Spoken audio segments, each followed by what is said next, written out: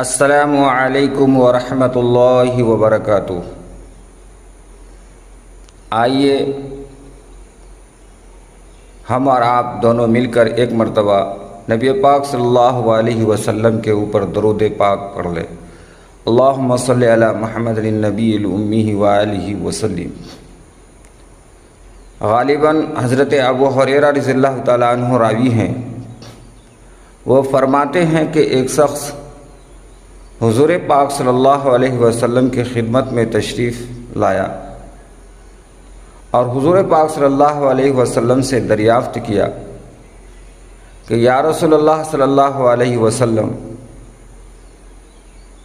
رمضان المبارک کے مہینے کے علاوہ سب سے افضل روزہ کون سا ہے؟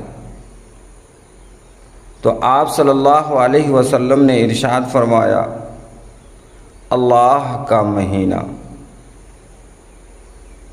یعنی جس کو تم لوگ محرم کہتے ہو، یعنی یوم عاشورہ کا روزہ۔ تو اس سے پتہ چلا کہ ماہ مبارک کے روزے کے علاوہ سب سے افضل روزہ وہ یوم عاشورہ کا روزہ ہے۔ تو یہود و نصارہ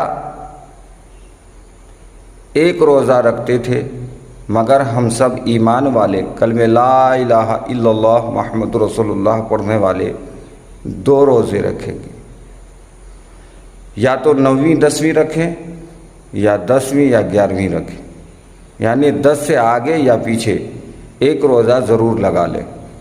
اللہ تبارک و تعالی ہم سب کو عمل کی توفیق نصیب فرمائے۔